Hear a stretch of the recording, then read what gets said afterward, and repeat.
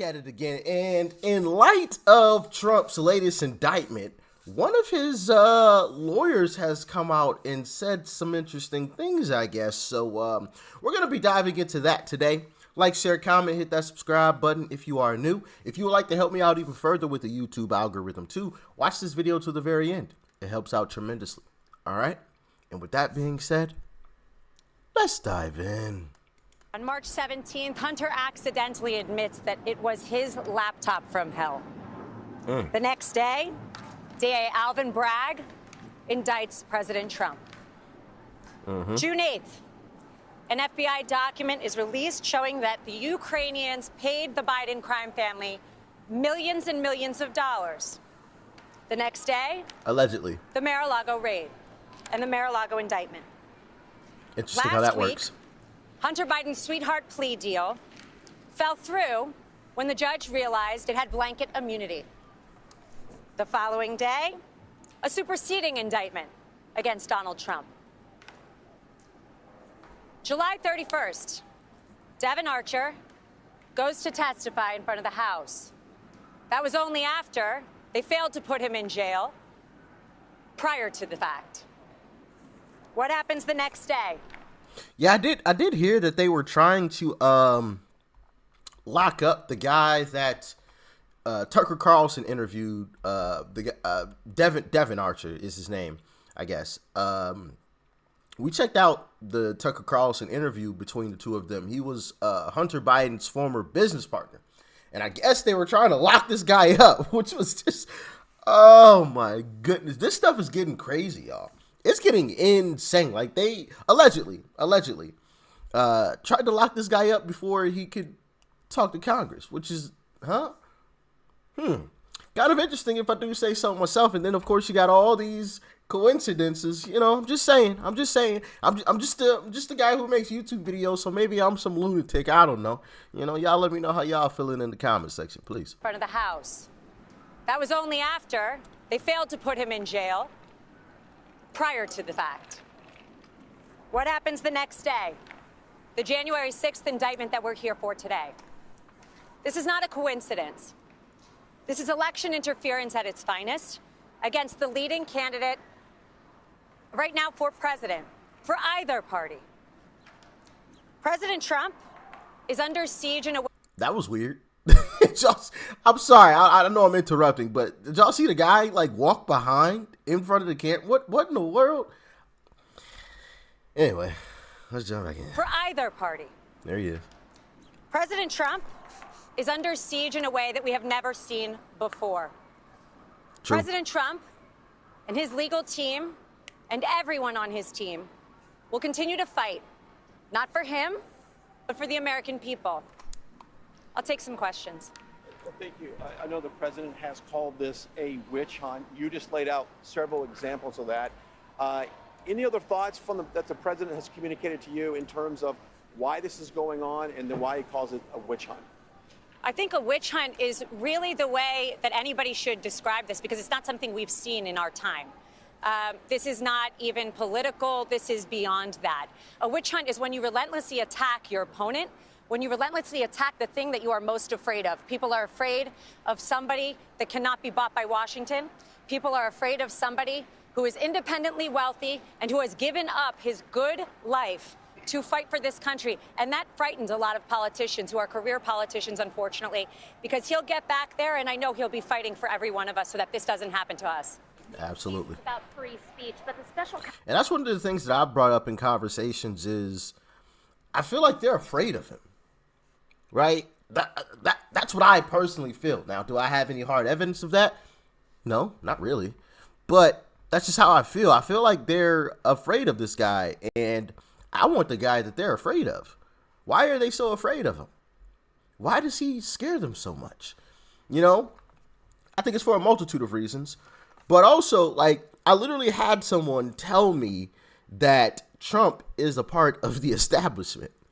And part of me wanted to laugh in that moment, you know, but I just sat back and just let them, you know, ramble on and off about, you know, Trump is a part of the establishment too. And in the back of my mind, I'm just like, how in the world do you come to that conclusion?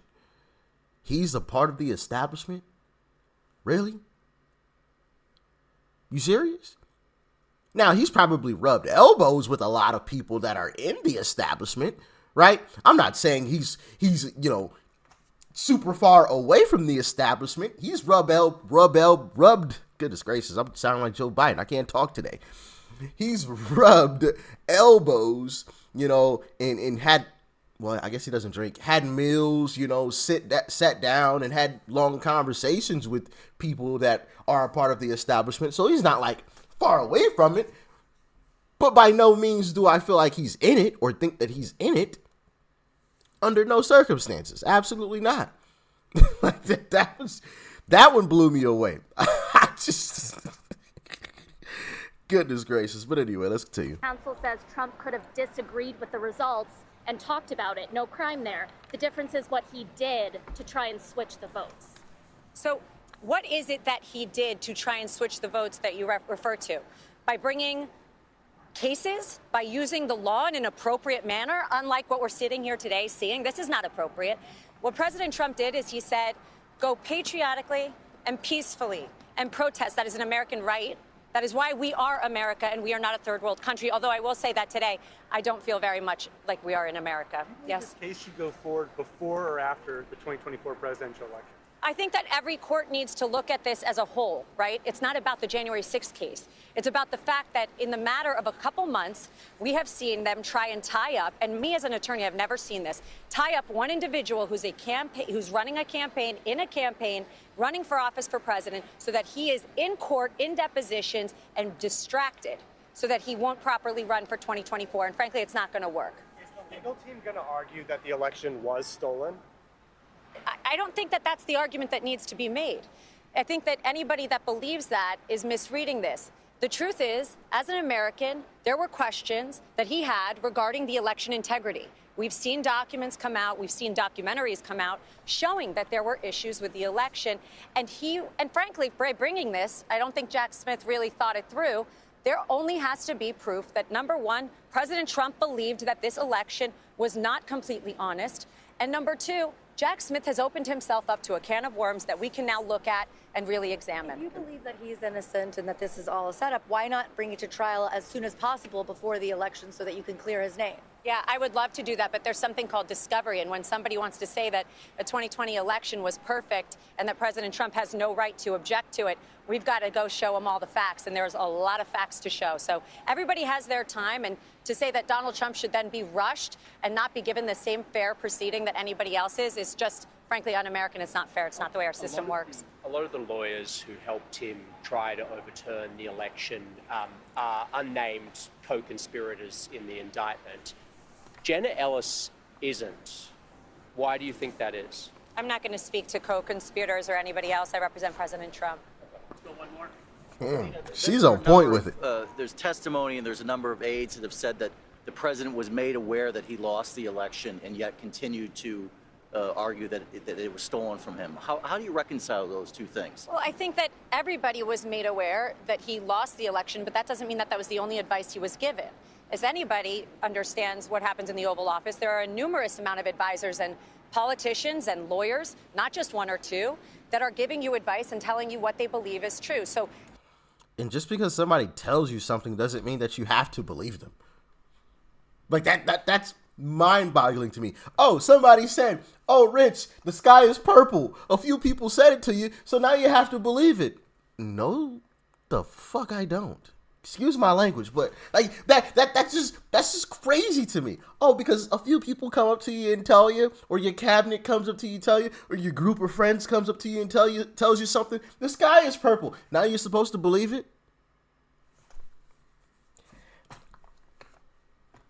Am I the only one that's like, what? Y'all let me know, please. he may not agree with Mike Pence. He may not agree with one of his lawyers, but that doesn't mean that there weren't other people advising him exactly the opposite. And the president has a right, as every one of us do, to listen to several opinions and make their decision. I remember hearing Hillary Clinton and Stacey Abrams argue their elections were not right. Absolutely. I mean, how in the weaponization of the DOJ, didn't happen then. No, of course not. But if your last name's Trump, it's very different. So Hillary Clinton could have a problem when she lost the election, and we could have a complete liberal meltdown, as we all saw.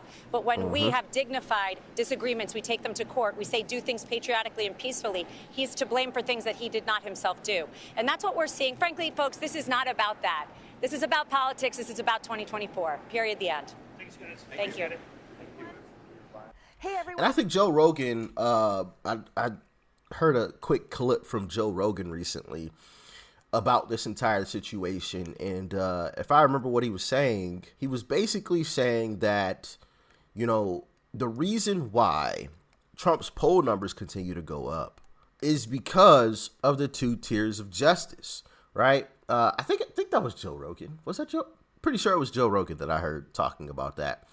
And or how people feel about it. And it's just hardening people into saying, oh, yeah, I am for sure certain on what I'm thinking is going on.